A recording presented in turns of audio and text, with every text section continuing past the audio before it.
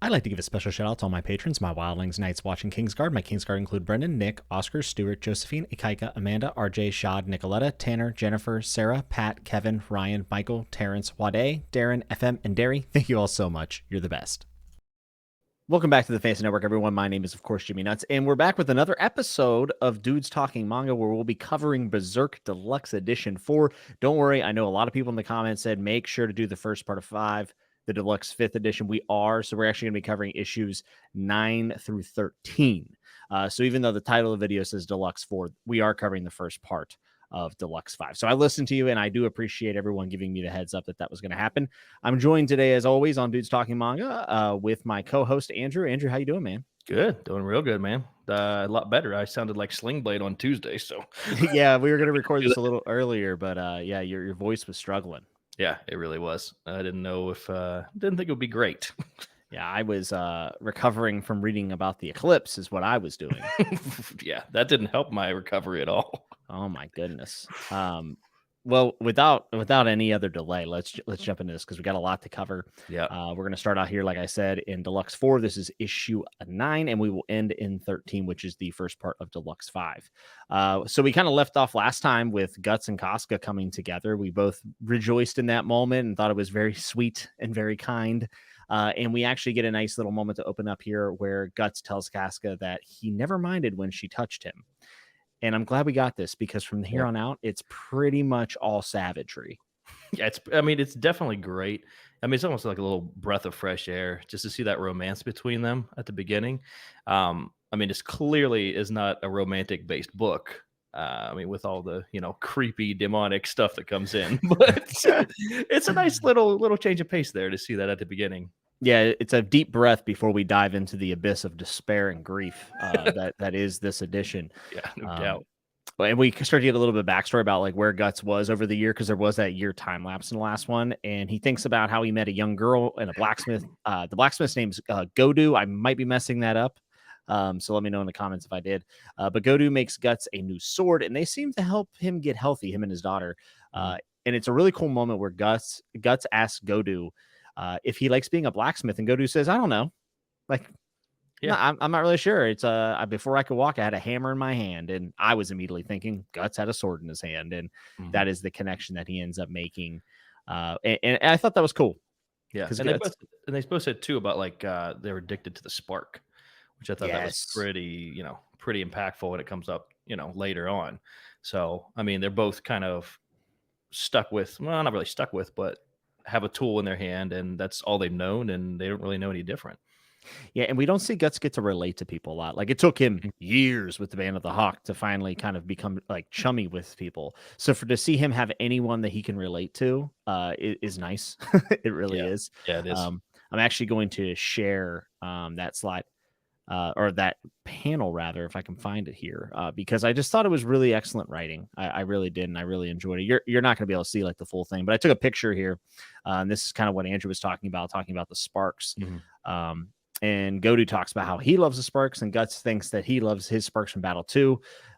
Guts says, "It feels like my own life for an instant. It is springing into the air before my eyes." And that's how Godu described it. I'm sorry. And then Guts thinks maybe in battle, those sparks show all of the thoughts of your life and your enemies, scattering the tiny lights of existence itself. You see life there in that moment. He says he may not be like Griffith's dream, but it's his, and this time by his own will, he'll be making his own sparks. Even for just an instant, it would be worth it. And I thought that was just such beautiful writing. I love these panels here. And folks, if you like that we bring up the panels, let us know down in the comments. I don't have a ton to share this time. I also have to be careful because YouTube, I don't know how they'll feel about that copyright. But I did want to kind of pull up some panels that I found humorous or that I enjoyed. But I thought this piece right here, I think we both agree that it's just absolute gorgeous writing. Yeah, for sure. Yeah. And I think it was right after that too, them both saying that they don't really have a choice, that it was their destiny too. That really stuck with me. Yeah, destiny is a recurring theme, it seems, in Berserk, and it's especially on the nose here in these issues that we're going to be taking over. And Guts, after all of this, says that he will save Griffith and will help reband the Band of the Hawk. I'm sorry, but he will only fight his own battles of his choosing, so he will not stay with the Band of the Hawk.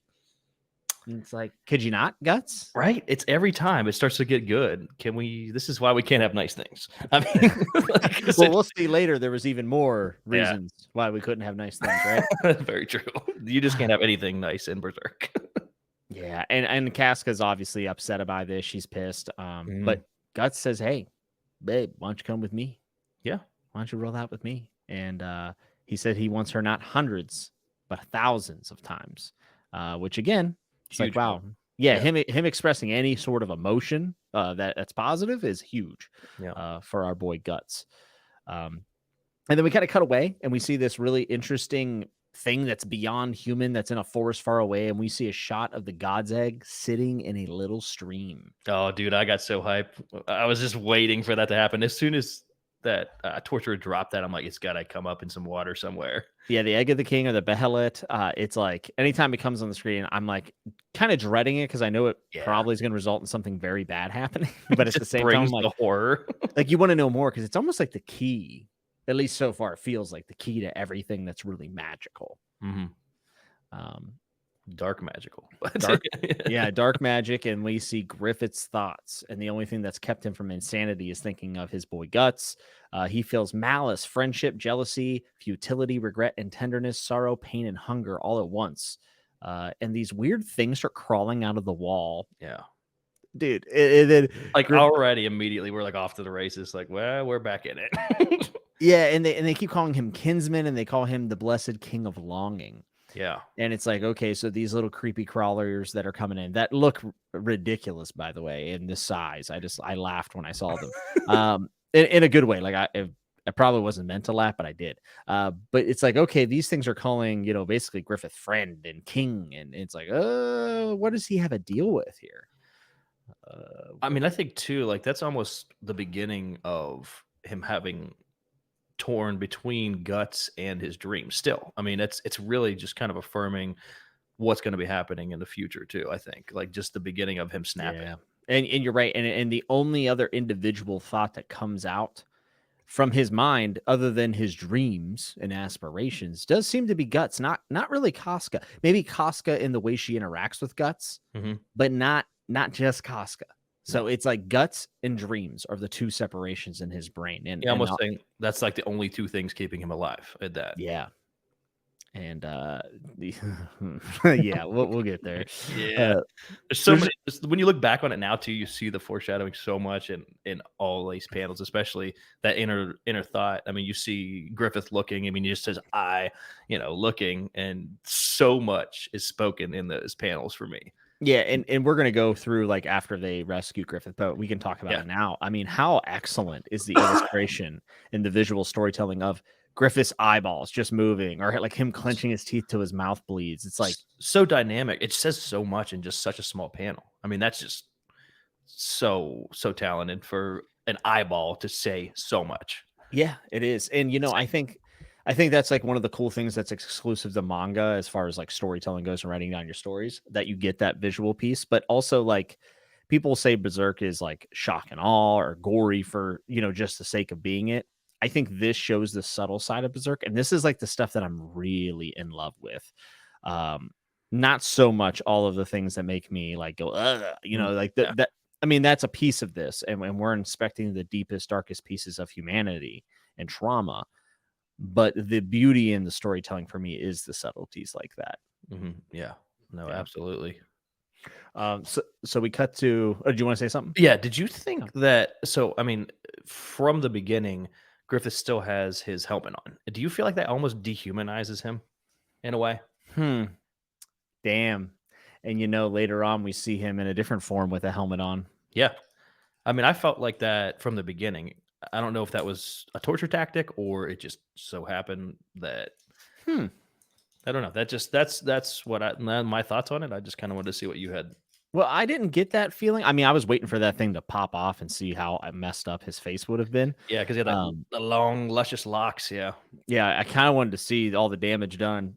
Mhm. Um, then also I didn't, because at this point I still kind of love Griffith, even though I've never fully trusted him. Mhm. But yeah, that's actually a good point. I hadn't thought of it like that. I really hadn't. Yeah.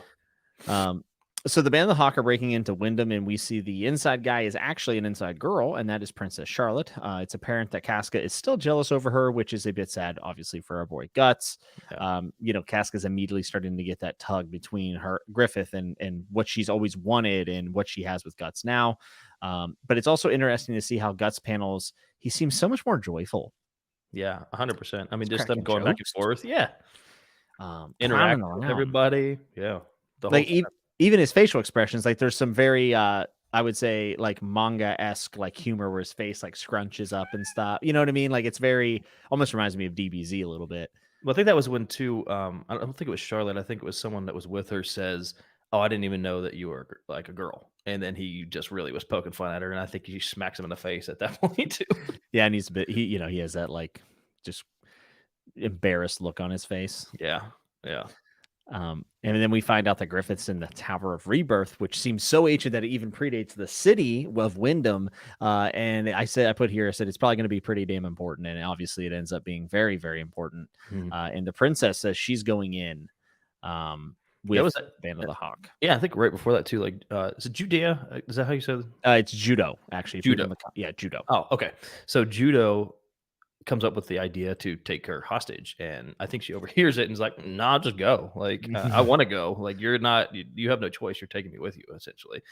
You see a different side of her too, with tricking the guards, going in there. I mean, she's really just enamored by Griffith and really wants to make an impact. Yeah, and I really like the fact that we get a little bit more from Charlotte because we saw her in some pretty precarious positions in the last edition. So to see her actually make some assertive movements and some developments after going through all that traumatic experiences was really nice. Mhm. So it's not just a throwaway character that's just going through abuse. Like, there's more. There's more there, which is awesome. Yeah, she's triumphed through it. It's awesome. Yeah, to see Yeah. her change like that.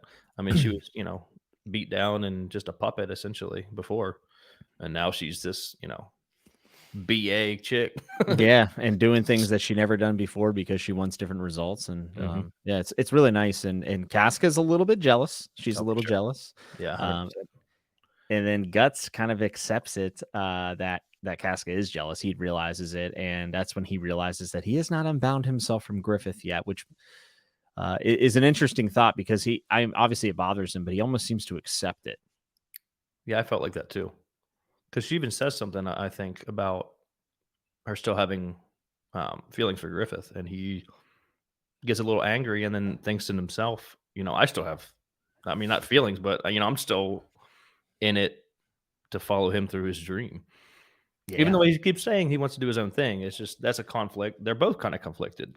Guts is conflicted, and Griffith are both conflicted. yeah, things are messy. Yeah, There's for a lot sure. of allegiance there. So there's a big, massive hole in the bottom of the Tower Rebirth. I love this piece, by the way. Like old ruins are a trope that I love in books, and I'm loving it here. The princess tells us about 1,000 years ago, a king or emperor instilled a golden age among the nations, and his name was Gaiseric. I hope that's right. Yeah, that's how. And yeah, he wore a helmet that looks like a skull. I think this is obviously the Skull Knight Mhm. that we have seen. And the Skull Knight, or Gesseric, however you want to say it, made a beautiful city, and with extreme taxes and such, he was able to build on to that city and keep making it lavish. And then God intervened, sending 4 or 5, which is an important distinction, angels to wipe out the city. He used earthquakes and lightning, and the city fell into the hole that our crew is descending into now. That's at the bottom of the Tower Rebirth. And Tower Rebirth was actually built to seal the past.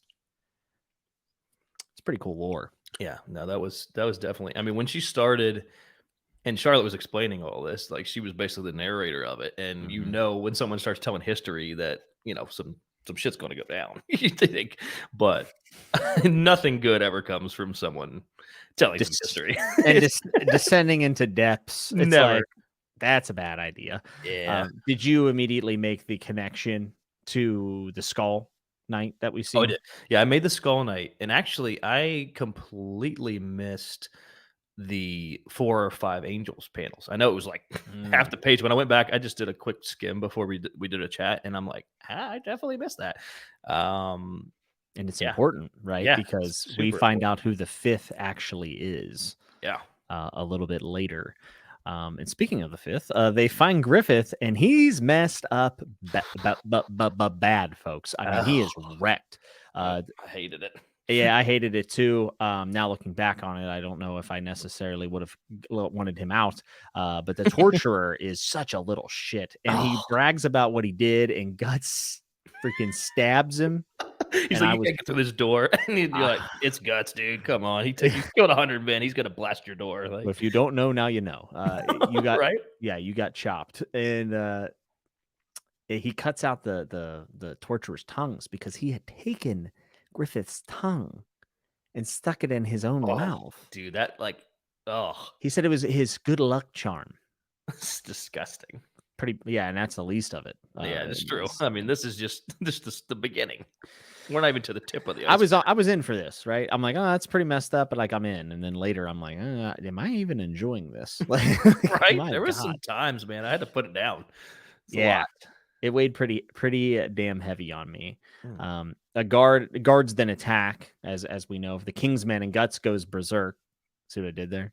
Oh, I like it. I Yeah. like it. It is a dope panel when he impaled a guy and then Yeah. he throws him like he's stuck on his blade. He throws it like a fishing rod, and it like Dude, I goes in. could feel that. I could feel that. Like I could feel the impact. It's awesome. It was awesome. And then it's like literally raining bodies, and we see Guts interrupt the dude's long monologue by just chopping his head off, and it was like, It's great. this kind of rules. Yeah. Like, this is kind of great. The king halts the action and summons the Bakiraka or Bakiraka. It's a group of assassins, and I laughed out loud at the part I feel like I know what's coming. of the Bakiraki or whatever they're called. Or I'm sorry, Bakiraka. I know people are going to want me to get it right. The Bakiraka, there's this dude that's just, I'm going to share it. He's just, I don't know why, dude. This panel killed me. Hey, yeah. Like Yeah. he's just waiting for it. Like, look at this Freddy Krueger ass with his shorts up to his belly button. Bro. Like, bro, you got abs. Pull it down a little. Right? Show that eight Show him pack. the V. Show him the V, bro. But he's got two rakes. I don't know why. This panel made me laugh. Dude, so hard. same. It really got me. Like, bro is ripped. Don't get it twisted. No, Okay? he sure is. I mean, I'd probably rock that if I looked like that. Yeah, I'd rock rakes on my hands. Oh, So man. I like how he just has those dudes like on deck. By the yeah, way. And also the king looks horrible. not looking good. I would Yeah. say that It's since been a he's year, dude. Like, come he's on. given into his temptations, I feel like he's melting away from it. I feel Yeah. like it's definitely a visual representation of his degradation of his morality. Melting's a great way to describe it. It literally looks like his face is melting. Yeah, and during all this, by the way, Griffith is noticing Casca and Guts having a small, subtle interaction. So this entire time we're talking about, just know, Griffith is noticing, and I Mhm. noticed Griffith noticing. Yeah. Yep. So one of the Bakiraka climb out of this pipe in a heinous way and shoot a poison dart at Griffith, but Princess Charlotte takes it in the arm for him. And the Band of the Hawk hands her over as a peace deal to the assassins, because assassins said, hey, we can't harm her. Now we've hit her with that. We got to get her the antidote or we're screwed. We won't mess with you. Just give her over. But of course, they go against their word and they attack our Band of the Hawk. And we get a cool sequence with Judo where he spots one of the assassins like through the wall. Did you see that? Dude, I love that. I love Judo, man. Yeah, Just like Judo's kind of awesome. Like he just makes me happy. Like when he's on there, I'm like, this is the dude. This is the dude that I called a girl for the entire last episode. That's a dude. Yeah, that guy did too. But it's He good to ends up- see some shine, dude. Yeah, he's throwing knives, just awesome, and Yeah. knows everything. Yeah, That's his idea to bust a wall out and throw the knife. I mean, that was top tier, man. Yeah, it was a nice way because there's so much action in these books for it to be broken up with actually cool, inventive ways of raining down violence is nice. Yeah, It really is. Griffith is unable to use his words to say bye to Charlotte, which I actually thought was pretty sad. yeah. Mainly for Charlotte. Now that I know what I know, I hope we see Charlotte again. By the way, that'd be nice. I hope we see Charlotte again. Yeah, I feel like she's definitely not done. I even Yeah. had here too, and on this Ichabod Crane looking dude. Oh man, the king ends up telling Charlotte that he's like, I'll leave Griffith alone. You're right. And then he immediately sends out the Black Dog Knights to annihilate Griff and the Band of the Hawk. And his own men are even questioning, why would you want to use this criminal brigade? These black Knight dogs are like wild, dude. Yeah. Oh, dude, wait, real You quick. see what I did there? Wow. I did. Who let them out? So I want to know. But I did want to talk about one thing real quick. When they were doing that thing with judo, it does say you used sparks.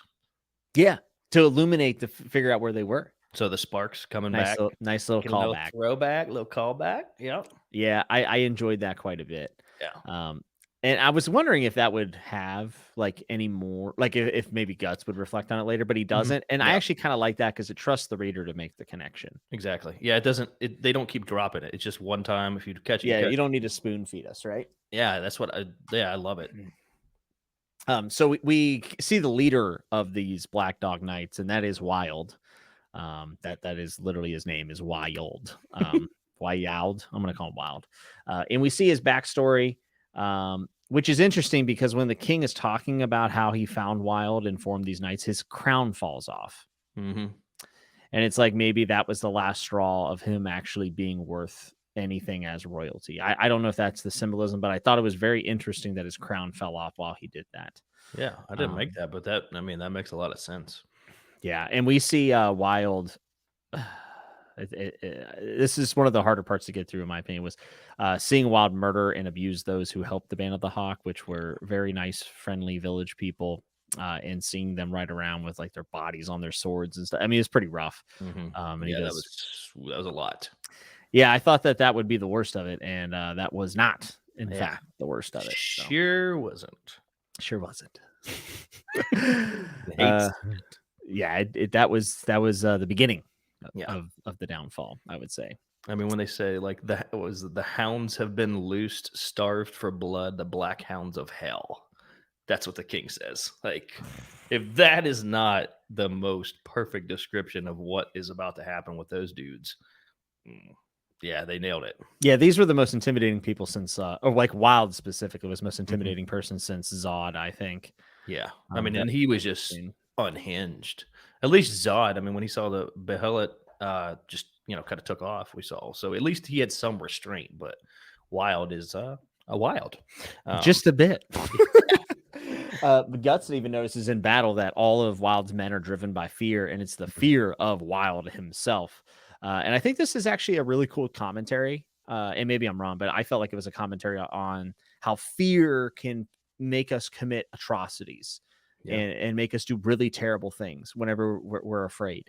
And I think you've seen that all throughout history, people not understanding something. And when you don't understand it, generally you become afraid. And then that is when very bad things happen. That shouldn't. And I think that is a bit of a commentary that I could see with Wild and the Black Dog Knights. Mm-hmm. And also Guts remembers feeling this presence and power that Wild has when he met the Black Knight. And I actually put, is this the Eclipse? And I was totally wrong. I literally have the same thing. Oh, hey, dude, did you notice there was gunpowder barrels? Yeah. Are we gonna have guns? Dude, I thought that. Well, they had cannons before. I was gonna say, I guess the cannons and Guts has a cannon arm. But yeah, that I feel like that's like some type of magic, though. I don't know. Yeah, I don't really know what goes into the cannon arm. We'll find out, I'm sure. But just waiting for his arm to get torn off. Well, it's in this edition. Oh, yeah, we'll get to it. I made a note of it. We see the 2 injuries that he wears in Black Swordsman arc happen here. It's the one's subtle. The other one is a panel that when you're trying to figure out what's going on, I think you could miss it. But Guts, we'll get there in a bit, but Guts faces off with Wild, and Wild says that Zod had mentioned Guts at some point. Yeah. And also during the fight, please notice that Wild catches Guts' sword in his teeth, just like Guts had in a previous issue. I thought that was really cool. I thought it was going to be end of the fight there, but it kept continuing on. So yeah, and I also said, well, maybe does that a symbol that maybe Guts is closer to these monsters than we think? Ooh, maybe. It takes a special kind of crazy to catch someone's sword in your mouth. Yeah, sure. Because I don't think they have dentists at Windham. I don't think. Pretty sure they don't. They have gunpowder, so they might. I don't know.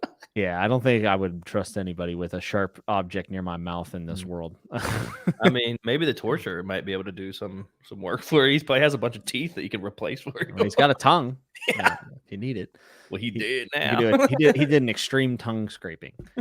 Um, so I love these major subtle moments for other characters while these battles are going on. For instance, we see Griffith try to take out his sword to help Guts, but it drops to the ground because of his severed tendons, and it Mhm. was pretty heart wrenching to see that at this time.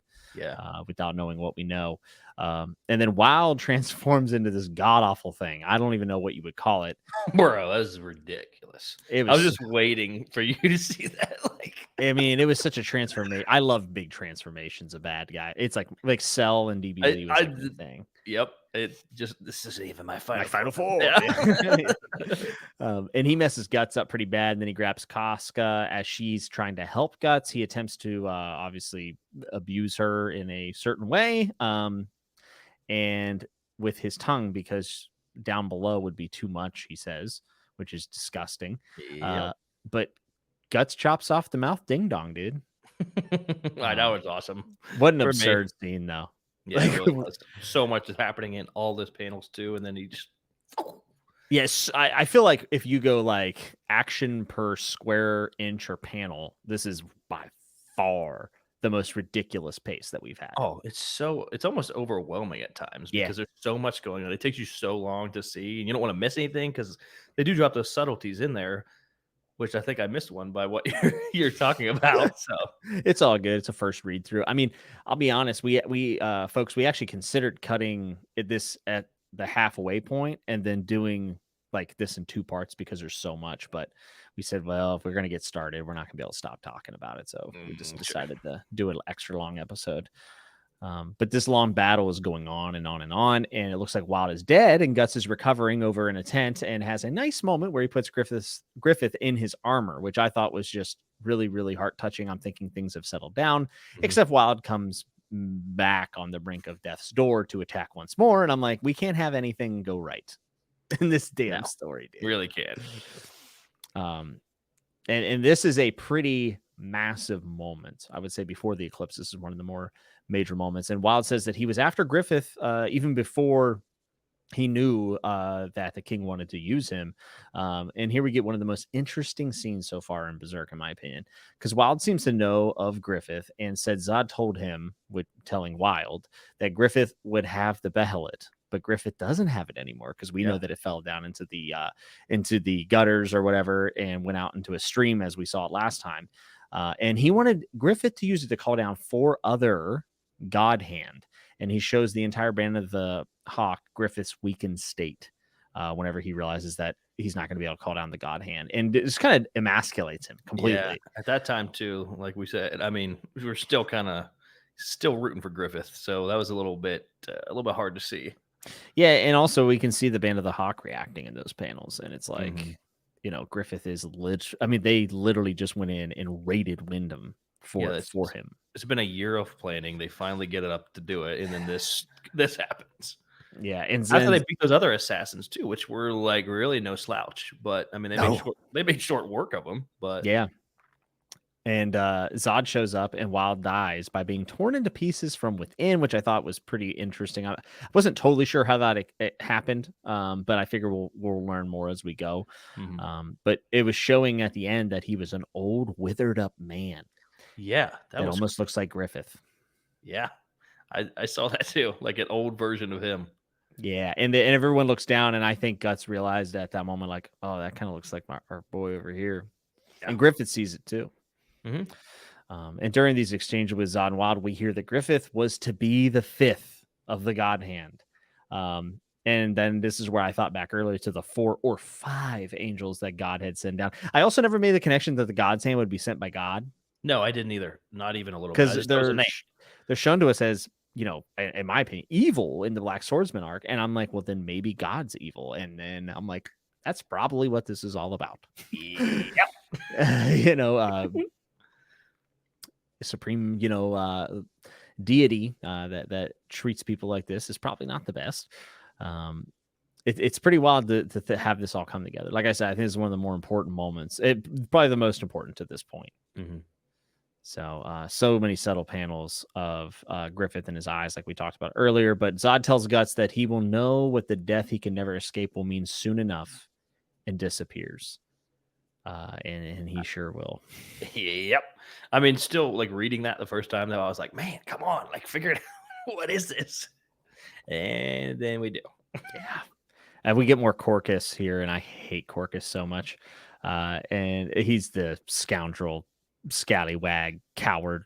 Worst, man. Uh, I still just want to like punch the book when I'm holding it. Yeah, and he was beside himself that Griffith was basically a shell. And there's an amazing panel that says, "Only the wind announced the end of the fight." And I thought that was actually a pretty moving panel. Casca asks Guts, "I wonder what you can do for someone who's lost what they cling to." As she's looking out over the Band of the Hawk, because they basically have lost Griffith, and people are just like, "Well, I guess we're gonna move on." Like some people, I think it's Judo talking about making a band of thieves. Yep. And Yeah. Yeah. I think it makes a joke too of like Casca being too serious to be in them or something like that. yeah, like it's a happy-go-lucky thing. Yeah. She's not really the right fit, Yeah. She needs to go with you, Yeah. Guts. Exactly. And Casca this whole time is pondering how small Griffith's hands are, and that he held the entire world in those little hands at one point. And then Griffith pushes himself on top of her, and at first I thought he was trying to take advantage of her, but then I 100% thought I that too. think it was an embrace he was going for. I mean, I didn't know if it was an embrace or he just kind of like flopped over and was like, this is fine. Like, I thought he wanted to like hug her. yeah. That makes sense. But I don't know. So I would love to hear people's opinions down in the comments on that moment, because I'm pretty sure it ended up being non-threatening. But now with what we know, I have no idea what to think of Griffith. At the time, I definitely thought that it was just either an accident or, I mean, like you said, I didn't think about it being an embrace, but that makes sense. Yeah. Hey, you just saved me. We just beat this big monster. Yeah. Okay. Thanks, basically, because you can't talk. Yeah. I mean, that scene, I was just like, oh, God, please, no more. Please leave Casca out of this. Right. Like they just, oh, man. She's finally starting to do good. Yeah. And Guts is then approached to lead the Band of the Hawk because they need a leader. And he considers this as Casca says she can't go and leave Griffith by herself. This is after the hug. And I think I'm going to say it. I think Griffith knew that he was manipulating her with that embrace. That's why I think it was non-threatening. I think he was being manipulative. He's showing that he still has some power, even with his cut tendons and everything. Sympathy is a powerful tool if someone wants to take advantage of it. And I feel like that's what we see here. Well, I think right after that, too, is when Casca says, I just wanted someone by my side. Yeah. So that tracks. It does. I mean, but was she meaning Guts or was she meaning Griffith? That's a good question. She's still torn there, too. But she's pushing Guts away here. Because she says, because she asked him to call the Primrose Hall, where she heard Griffith say someone would never depend upon another's dream, someone who wouldn't be compelled by anyone, but would determine and pursue his own reason to live. And should anyone trample that dream, he would oppose him body and soul, even if the threat were me, myself. That is what I think a friend is. So she said that, and she basically says, like, to be Griffith's equal, you do have to leave. Like, she gets it now. Like, she understands why he left. And even so, though, that's when he was coming to tell her after talking to Judo that he was going to stay. Yeah, because he starts thinking maybe I've been wrong all along. Yeah, they're both, and it almost is like they're both trying to do what's best for the other person. It's love. Yeah, like it's actually like, and the sad thing is if you I mean, if Griffith had died during this torturing, yes, the Band of the Hawk would have been disbanded, all this stuff, but like Guts and Casca could have. Yeah, they could have went off, done their thing, and then Judo could have took the rest of them, and we all live merrily ever after. Yeah, and Corcus goes and does whatever the hell he does, Oh, man. But unfortunately, that's not what happens in this story, Andrew. Griffith hears and gets his carriage going by holding the horse reins in his mouth, which, kudos to him for being inventive. But he goes through this weird daydream sequence where he sees himself as a small boy, and the big keep in the distance from the streets, and also a future with, I think it was Casca and a kid of their own, which now that I'm reading these notes, I just realized that a later scene was going to have major implications. But when he goes to eat the soup out of the spoon that she hands him, the behelit is in there. The egg of the king. I always forget what the abbreviate, but the behelit is in there, which we now see in a pond in the current time, Mhm. and the behelit is now right in front of him. It's here. Strap in, folks, because the Here eclipse is happening. here comes the shitstorm. Um, it's the eclipse. The monsters are coming, and Guts is trying to get to Griffith. Griffith is just thinking, "Don't touch me, Guts. Don't touch me." And I do think it's important to point out this moment. Yes, 100%. Because he's still kind of hanging on to Guts. He doesn't want him to get hurt.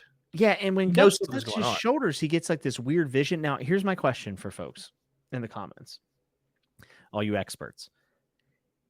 There is a branding of sacrifice placed on everyone in the Van of the Hawk, and this is what then requires them to die to ascend Griffith into this demon king. Was Guts free of the brand if he hadn't touched him? Was he going to spare Guts the brand? Dude, I thought that same thing because I thought it was going to come as soon as the eclipse happened. I thought that they were all going to get marked. It happened shortly thereafter, but I thought it was going to be immediate. Yeah. That's a good question. That's a really good question. So I don't know that answer. If it's non-spoiler for future stuff, please let me know in the comments. But as always, if it spoils something later, if I'll find out, just read and find out, because I don't want to have anything spoiled for us. But as all this is going on, we see Rickert, which I had to look up that name because I thought it was judo at first. Oh, dude, 100%. That's what I was gonna say. I wrote in my notes not judo as a character, but Mine says, "Who is this kid?" Yeah, it's Rickert. It's Rickert. Well, if we go back to, that's when he sees a fairy and he goes chasing it, and then he sees a giant monster. Or an elf. Sorry, I said that. Yeah, and it's Puck. Yeah, it's do we see it's Puck at the beginning though? It's Puck because it's alluded to it, and then we see it's Puck at the end. Yes, you're right, because the name is actually used by the fortune teller. Yeah, because I think you see like half the face in the beginning, and then you're like, oh, okay. I thought that it was maybe an optical illusion because then that huge monster came up right after that. Yeah, and this is also where the fortune teller starts saying things are always in the place they're supposed to. This is how it is. This is just how it is. Mm-hmm. And as Puck flies out to see what's going on, the fortune teller thinks that Puck and Rickert came together in that moment because it's supposed to happen, which I think offers a bigger question for Berserk in my eyes of, is there free will? Mm-hmm. Or is it just destiny and there's nothing that can be done? Yeah, in Destiny, what that means is that it's preordained, which means you do not have free will. Mm-hmm. So is Guts the symbolism of free will, or is Guts doing everything he's supposed to do? It's an interesting question to ask ourselves. Yeah, 100%. And I'm going to be thinking that every time Guts does anything now. Yeah. Yeah, really. But Guts notices the behelit has changed shape and it is crying tears of blood, but so is Griffith. Some wild imagery here. And more monsters appear, and they say it's the great nocturnal festival that happens every 216 years, which I wonder where that number comes from. I'm sure we'll find out. I thought that also. And it's called the Advent of the Four Guardian Angels. And the very ground looks like bodies, like these big bodies and massive faces, and uprises this massive, like, lady monster thing. Yeah, that was. I mean, it looks awesome. All those were so crazy. I mean, that's the thing. I went monster by monster, just looking at and appreciating the art of it. Well, there's more, because there's more than just her, and they start raising up, and they claim Griffith has been chosen by the great god, and that he is their kinsman, just like those little things we saw earlier when he was being tortured. And he is the blessed king of longing. What? So many terms have been thrown around for Griffith. And then the demons say that, oh, hey, look at this Guts guy is going to be a perfect sacrifice to make Griffith a demon himself. Yeah. So, if it's God, so God has control of the demons. So is there like an opposing force somewhere? That makes you wonder.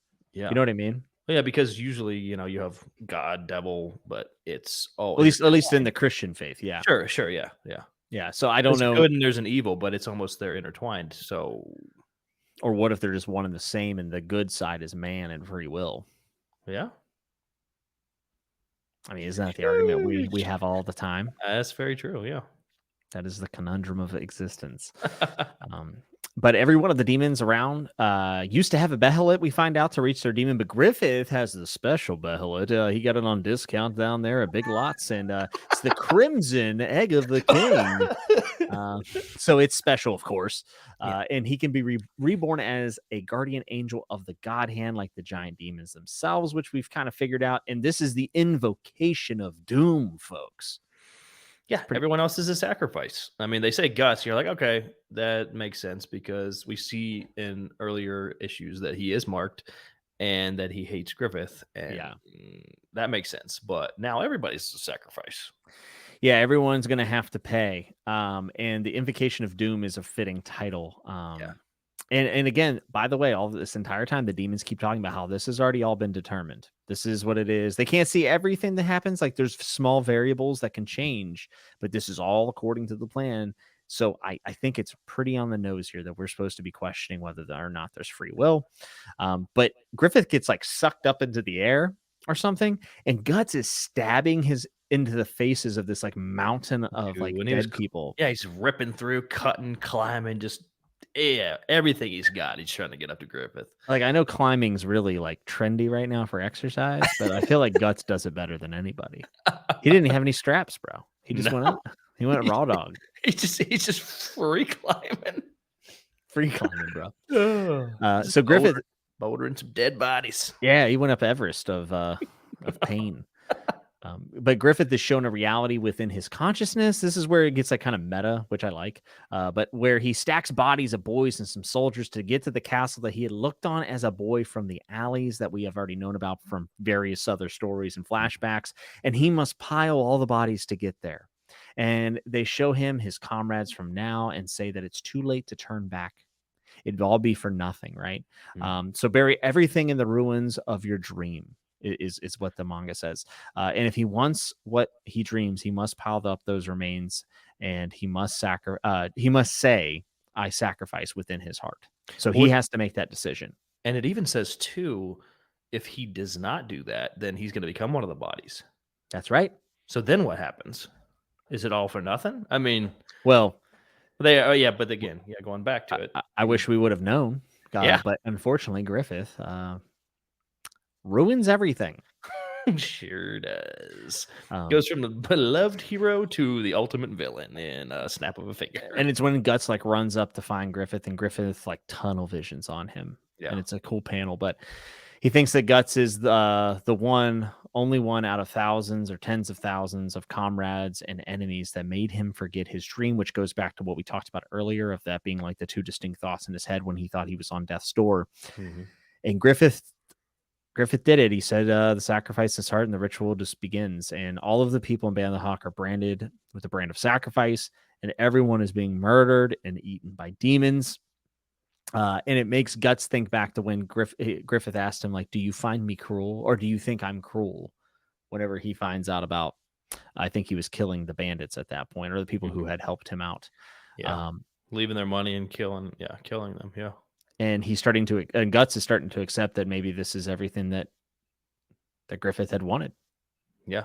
This is the dream. This is what and Guts was instrumental. I mean, he was the number one, pawn in Griffith's game. Yeah, you couldn't have done this without Guts. No, I mean, not even close to being able to do that without him. And this ends with Rickert going over a hill and seeing a whirlwind and Zod facing off with the Skull Knight. And that ends Deluxe 4, but we're going to now cover Deluxe 5, Edition 13. And then our next episode, we'll just finish out Deluxe 5. It'll probably be a little bit of a shorter episode, which after this long one is fine.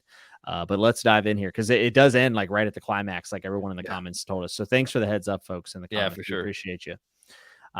So we see it open up, and Pippin basically sacrificing himself and stepping in the way to save Casca. And I started getting a little emotional because Pippin has been a side character, but he's always been a good time. Gentle Giant. Oh, yeah, you just love him. Again, I mean, not as much as Judo, but we see Corcus die here. Yep. Which I did the oh no. Moving on. I was like, whatever. I mean, I've kind of fist bumped, not gonna lie. Yeah. I mean, it was sad. I mean, it's sad because well, okay, so at first I fist bumped, and then when he's talking to Guts, you're like, okay, he's a human. You know, what I mean, you do feel bad. Yeah, Yeah, I, it I'll is. give It you that. is a human. I mean, Yeah, that is. We should have empathy in that regard, especially with yeah, the way going out like that is so terrible. yeah. No, it was, Um, Now here's what got me: Judo bro. dies saving Casca with his last knife. Oh, And I want to ask you what you think about this because we get a really cool panel from behind Judo's eyes where you can see he's starting to close, which is maybe my favorite panel in the series so yeah, far. that was epic. And he's saying his last words should have been to tell Casca that important thing. What do you think that was? Do you think that Judo loved her? Do you think that that's what that was? Because he I says he's saying one thing and he's thinking another. Like he's Yeah. thinking, these last words should be that important thing I wanted to tell her. I mean, we see that Judo knows so much. So Hmm. yeah, it's really a crapshoot to see what that is that he wanted to tell her. Like go with God. I don't know. So Yeah, people in the comments, if we missed it, let us know. If we're gonna find out later down the road, just tell yeah, us to wait. yeah. If you build Um, it, they will come. I mean, what? I mean, yeah. um, Guts fights on as Griffith sinks deeper and deeper into something towards what he thinks might be God. He's seeing all the deaths across him, and they say they pierce him, but strangely, he doesn't feel anything. So I think this is a symbolism that Griffith is losing his humanity. Mhm. And then we see Gaston, who I believe is the one that wanted to open a shop. I might be getting mixed up with another side character, but he talks to Guts as he's dying. Yeah. And Gaston says Griffith was always so different that it was actually sad when they would celebrate afterwards. And that Griffith was somewhat of a legend, and the Band of the Hawk was pulled into the middle of some weird story that someone wrote. And he himself was a side minor character, which this is a bit metafictional here. Like we Yeah. started breaking the fourth wall, and I like that stuff. I do too. Stephen King does it in Dark Tower, and I loved it there, and I love it here. Yeah. And then Gaston's head just explodes. That was insane. Yeah, and then Guts sees Pippin get torn in half, and I'm like, okay, just the Band of the Hawk's done. Like Yeah. it's a wrap. Because I had like a sliver of hope. Yep, I did too. I was like, okay, you're gonna have a couple of them left, and then no, Yeah. you just don't. And then this is the toughest part of this entire thing. I mean, there's been some really heinous stuff, obviously, here and prior. But Guts sees Casca and loses it. And I mean, absolutely loses his mind. And Griffith is being reborn as what appears to be like a demon king. Mhm. And he begins to violate Casca in a very specific way. And Guts is so enraged that his arm is stuck in the monster's mouth. And to get away from the grasp, he tears his arm off. And that's where he loses his arm. If you Ah, go back and look, it's almost like uh, a frog looking thing or something. yeah, I know. I remember. I didn't. Okay, well, Yeah, he loses in this. He loses his arm and his eye is closed. I don't know if he lost his eye here, but his yeah, because eye is he has closed. blood all over him the whole time. So So that I think that's all the stuff from the Black Swordsman arc that we saw in those. So Griffith, he abuses Casca, and yeah, that's heavy, man. yeah, um, there's no reason to really go into all the details. No, But Griffith finishes what he started and leaves her on the ground. yeah, And the Skull Knight bust in out of the and we'll double back to this, but Skull Knight bust out of the Black Moon thing that's there, that's like sitting in the hand, which I assume is God's hand. I thought that was maybe some symbolism. yeah, And he attacks the demon with the brain. I think its name is Void. yeah. And Skull Knight rescues and escapes with Griffith and Casca and delivers them to Rickert, like right outside. He's like, hey, here you go. Zod doesn't attack the Skull Knight this time though, because he's kind of curious that Guts would have such bad luck to survive this that he wants to see what happens. And he says, he calls Guts the branded swordsman here. Which, by the way, the Skull Knight fought off Zod, and Guts and Griffith together couldn't fight off Zod. So the Skull Knight, Oh, dude, he's pretty powerful. real deal, and he ripped through the Eclipse tornado. Yeah, he's clearly on different levels. Now, did you see too? Like when all of we're talking about when everyone was dying, they almost got. I don't know if they got eaten or they got turned into creatures. It was hard to see, but I even saw like the one opens up its mouth and Corcus's head's in his mouth, but Yeah. Corcus is like looking out. So I don't know what happens there. I don't know Yeah. if they get reincarnated or if I think they're just food. Yeah, Food. Yeah, I didn't know if they were food and then they turned into something, or that'd I be think it something. feeds the shadow, I think is what they said. Yeah. And we see afterwards, after the abuse, that Casca has basically amnesia of some type, and she won't let anyone touch her. Mhm. And Guts is upset by this. He's trying to console her. Rickard and I think it's his sister, are like taking care of them. But Guts runs out in the rain, says, "Oh no, he said you're not supposed to go out."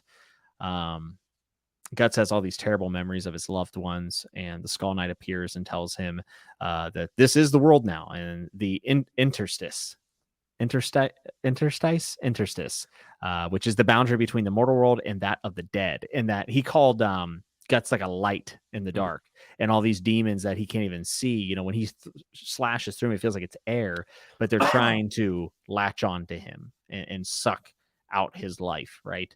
Um, and then we see the Skull Knight show up, kind of while he's explaining this, but he throws a sword to Guts, and Guts declares his dream, and he declares war, which I guess is, and it's like a war of retaliation. Yeah. Um, it's like sad though, because you just, I want to be like Guts. You just saw Griffith's stream and what it did to him. Yeah, and now you're What is going right this back going to to it. do? I mean, I want him to Yeah, get revenge, sure. but at the same time, You I'm don't want like, him to be a slave to history. I mean, we see what happens. yeah, and who's going to be hurt while he pursues his? Mhm. I don't know. We're gonna find out. The Skull Knight, obviously, all the spirits dissipate, and they say, "Hey," I think the Skull Knight says they found the new light, and they think, "Oh no, Casca! Like Casca must have left the cave." Mhm. So Skull Knight gives Guts a ride, and they head off to see Casca and save her, probably from these spirits. That's where it ends out, and that's where we end the Golden Age arc. How do you feel? Well, I mean, I feel some type of way. I mean, I just another thing too that I thought was kind of definitely notable was when Zod and the Skull Knight too, like, they're just kinda like, there's bigger things at play here. Well, They yeah, basically Zod almost seems disinterested in Yeah, most of it, and he's not a part of the God Hand, so I don't know what Zod's role here is. yeah, but then yeah, they say they talked to Zod. So that was something that I definitely felt was left Mhm. unanswered for sure. And, they say that they were mortal enemies, but we don't really understand. Like, we still don't get, is it the dark, the good, the evil?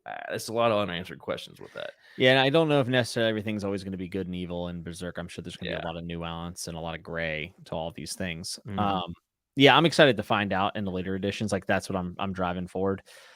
I I kinda let's go back to the Eclipse and kinda talk about everything that's happened. Like, obviously, Sure. the Band of the Hawk being killed. I'm very attached to these characters. Yeah, 100%, especially judo. I mean, Yeah, Judo like I said, Diamond's my hard. one of my favorite. That was but so we did see similarly how that they used to show the Behelit, before it comes up in the story. I thought I caught a panel of him not fully gone. I might be wrong. Maybe. I'll hold Like, on to hope, my brother. I'll I hold mean, on to hope. maybe that's just being me being wishful thinking, but I thought I saw a Behelit face in the fortune teller's tent when Puck's leaving, and it shows like a back shot of the fortune teller. I thought I saw on like the backside of his table a Behelit, but I could be incorrect there. So I think these are going to continue to play a big role. Mhm. I wonder if we'll see that fortune teller again. I hope we see Judo again. Yeah, But I 100%. was pretty crushed, man. Like this is definitely a downer, and especially the Casca and Griffith stuff at the end Yeah. after he's reborn and he does what he does to her. Showing that flash Um, forward too with the kid thing. So it's like that's 5 pages, dude. yeah, so much. It's just and I Guts' expression. Oh, yeah. and I know people are going to say, well, there's a lot of other stuff in this series that's already happened. Yes, obviously, what happens with Duncan and Guts early in the Mm, series, I took as like a price of admission kind of thing, right? yeah. Very hard to get through. Like Mhm. I think that's why a lot of people stop there. Yeah. But I kind of said, all right, let's see where this goes because I do think it's valid to explore the depths and depravity of humanity and what trauma looks like and what does real evil look like. And in the God Hand, by the way, when Griffith's doing all these things, they said this is evil, like this is so human and so Yeah. evil. And it's almost like only because Griffith was human at one point does it hurt this bad because you see everything that he's become Yeah. and what he's doing. And Well, I think they say too, like, there's one word to describe it, and it was despair. yeah. It was really tough to get through, if I'm being honest with you. Like I had to kind of take a second and go, and do I even like this? Like I mean I really did, because and when I say that, folks, I don't mean like is it objectively good. I think that the story's amazing. I Mhm. love these I'm so attached to these characters. Yeah, 100%. But like I'm also a human being. And when I read and I've read some really dark stuff. Like I think Prince of Nothing is extraordinarily dark, probably around this level, but it's literature. The visualizations Mhm. are what really take it out of me. Because it's not your imagination, it's there. It's blaring, it's in your face. No, You can't deny it. I'm not a visual reader. So I think more of like thoughts and outcomes and emotions that I go through characters' head when I read a book. One of the things I like about manga is that I get to see images. I get to see the actual visual storytelling, because Mhm. I'm just not a visual reader, unfortunately, when I read my novels. But that's also a downside when you're reading something this Yeah. deep, and this Yeah, because this you can't escape it. I mean, it's right there. Yeah. yeah, and it's very tough. And I know that that's the purpose. Mhm. But we have seen too when that happens, then they have the come up and there's retribution for that happening to them. Yeah, I think it Not would appear not that they're very careful to not just make the purpose of the character be the abuse, yeah. which is massively important. So I'm not making this isn't a commentary saying, "Oh, I think this is done poorly. I don't like." Yeah. No, I'm no, just saying that it's really hard to read because it's terrible. yeah. It's terrible things happening to people that I've now grown an attachment to in this story. Mhm. And what I never one thing like I want to be very clear about is that it's not like when I feel like I have to make the distinction, not to you folks watching, right, or to Andrew, but when I talk about the series to the people, because I've been telling a lot of people about Berserk, it's very important to say I don't find these moments like with Casca and Griffith to be spectacle, to be Mhm. like, look what I can stand in the gross factor. That's not what this is. Yeah, no, The not at all. interesting part of the story, and the reason why I am continuing the series and reading these and putting up with feeling so much despair as I read, is the fact that I think that there are important human emotions and outcomes from trauma that are worth thinking about and considering. And this medium and fantasy in general give us a guise of doing that. They give us a lens in which to inspect some really harsh things. And clearly, this is like pushing the limits of anything I've ever seen. Um, so I just want to be clear, like, when we go over these type of things, that we're here for that kind of like emotional attachment. We're here to inspect these things in the trauma, not so much to say, "Oh my gosh, that was wild. Can you believe it?" I want to like I'm so grossed out. That's why I think it would be a disservice to the creator to do Mhm. that, because the creator clearly is very thoughtful, has a lot of things that they're trying to get across. And to be honest with you, Miura, I think, is talented beyond belief with his Oh, yeah. subtleties, with his bravery to go into some of these topics, Yeah. and to build such strong characters and put them through this. That's not easy for the author or the reader, because they're both attached. So I just kind of wanted to put that out there. I don't think that's what Miura is doing. I think that he's so talented, or was so talented, Yeah. and that is kind of why I love Berserk, because it is making me answer some really hard questions and go through some tough stuff. But this specifically with Casca was very difficult to get through. Yeah, I completely, yeah, 100% agree with that. Yeah, it's rough. I kind of hope that maybe that's the worst of it. Like, I know there's going to be other stuff. Like, I Mhm. know, but I hope it doesn't seem very likely, because now the world is in this weird state between death and life, and Yeah. I I mean, think that it's going to yeah, be common demons trying occurrence. to still get it because, they're both still marked as sacrifices. So, yeah, there's some still bad to come, but hopefully not as bad as we've seen. Yeah. Yeah, I hope so. Um, yeah, I did have that moment. I was like, why am I putting myself through this? This is so sad Yeah. and terrible. But it's because the storytelling is beautiful, and there's a lot of really important, deep thematic things to talk about with this. Um, and I just hope Casca's okay. Mhm. And I'm gonna miss Judo, my Yeah. boy. I don't know. Judah might still be alive. I'm still holding on to hope. Yeah, Elvis is still alive, Tupac and Yeah, Judo exactly. Still got the represent. juice. Yeah. Represent. Um, any more thoughts, man? I don't think so, dude. I think we covered it all. Yeah, a lot to unpackage in this one for sure. Yeah.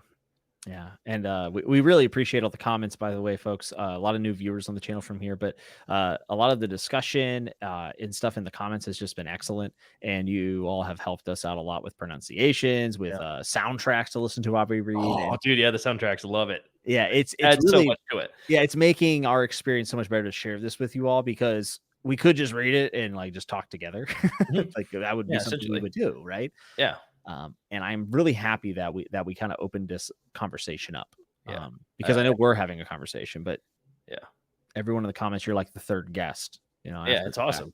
It's So, great. Yeah, the community's phenomenal for it, and it yeah, makes you want to just dive in more. So yeah. definitely really appreciate that for sure.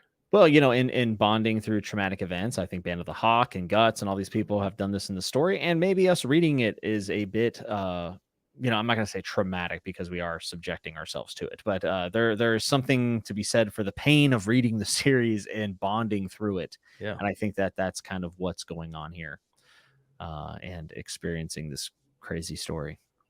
it truly is insane. I'm a bit bummed, honestly. Like I'm a bit bummed after all this. Like, Yeah. are we ever gonna have like a relatively happy Guts again? I don't know. We started out with some love in it. We started out with some glimmer of hope, and it just was shattered and stepped on and burned and thrown in a river and put in a blender and then set on fire again. So I mean, he's got to pull it back though. I mean, he puts you on these wild rides, and I almost feel like it's the threshold too. And Yeah. then so maybe there's a great event that's going to happen that we're going to really like. I don't know. Judo's still alive. No. I'm not putting any money on that. No, I'm not. Uh, That's just again wishful thinking, but I will say this: it shows why Guts was such a jerk to Puck in the Black Swordsman arc. yeah, I get it. and it shows why he hates Griffith. Because I hate Griffith. I think everybody does. I hate Griffith so much. Yeah, so much. This really was the end of the Golden Age, figuratively and literally. Yeah, that's a great way to. I mean, yeah, it's so many subtleties were nailed. Yeah, this was tough to get through. Yeah, But we're gonna keep trucking. We're gonna keep doing this.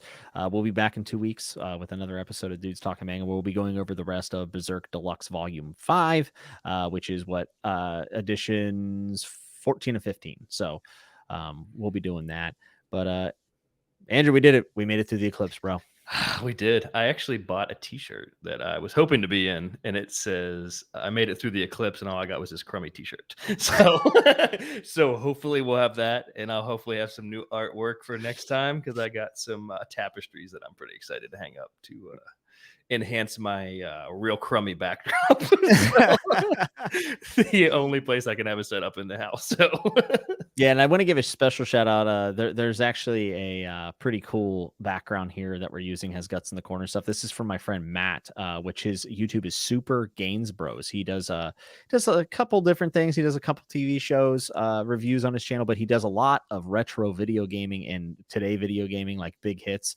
So go check out Super Gains Bros here on YouTube. And Matt, I want to thank you so much for the background. It's amazing.